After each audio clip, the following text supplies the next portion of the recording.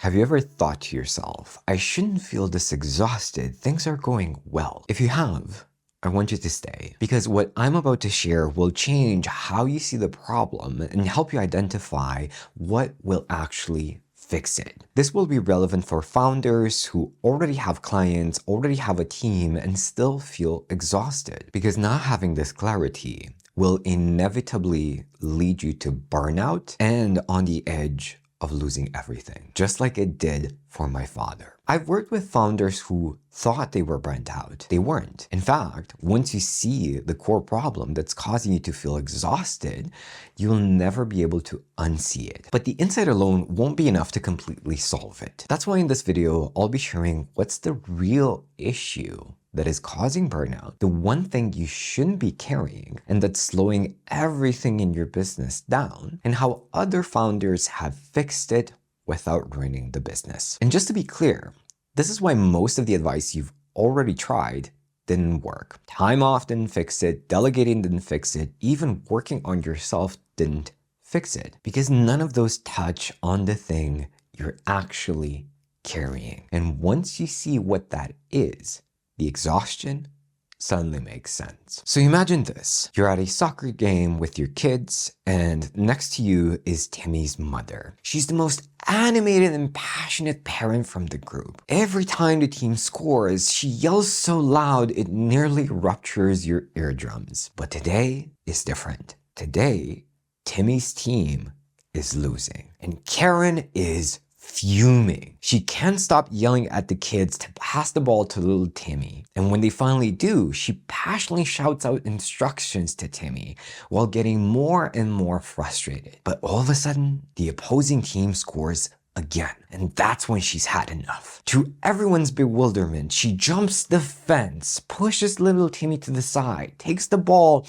and starts mowing through the kids towards the goal. She scores. But instead of cheers, the stadium is speechless, with their jaws on the floor. They can't even believe what this crazy Karen just did. Sounds like an extreme example, but unfortunately that's most founders. They delegate, but still keep ownership of the outcome. I've seen this over and over. A founder says, I've delegated marketing, but they still approve every post. They still rewrite the copy. They still jump in when performance dips. They still carry the fear of, if this fails, it's on me. So they didn't delegate. They just added more weight, more pressure. Here's the root of the cause. You're too attached to being the reason it works. Your identity is too tied up to the outcome. And it's what keeps you on all of the time, even in your time off. It might feel necessary, but deep down, you know you're slowing everyone down. In other words, you're not burned out, you're not overworked, you're too entangled in your own business. I know the thought of letting go of the outcome terrifies you, but it's not about completely letting go. It's about knowing when to carry responsibility and when to drop it. Here's what I mean. When I was studying Wing Chun, Bruce Lee's first martial art, the Grandmaster came to visit. I'll never forget what he shared with me. I can't wait for the balance that Wing Chun gives you, a younger version of me said. The Grandmaster paused, looked into the distance as if tapping into ancient wisdom. And he finally shared, it's not easy. You need to know when to sit and when to run.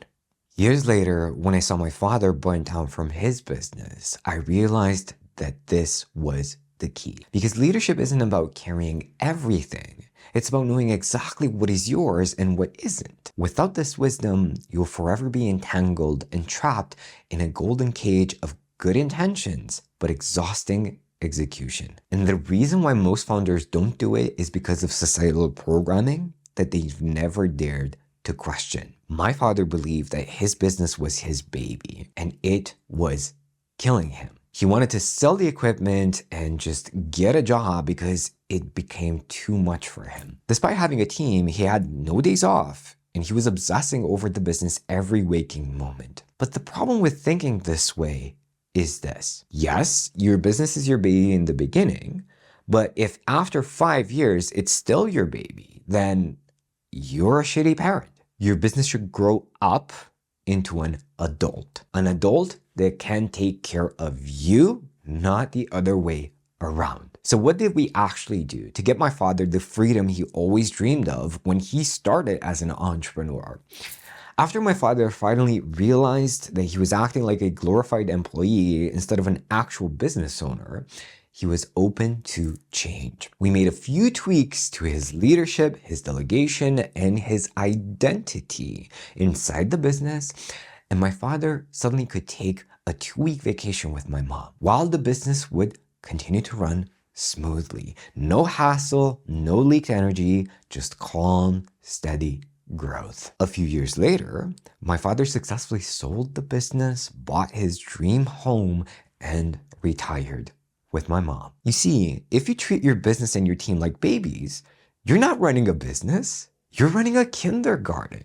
Change is possible, but most founders are terrified of changing their beliefs. They're afraid to lose in the short term without realizing what they've already lost in the long term. Because if you keep this up, you won't just lose your business, you will lose yourself in the process. But if you're ready to step back and finally have a business that takes care of you instead of constantly needing you, watch this video next. It will show you how to stop being the bottleneck and enjoy steady growth without breaking what's already working.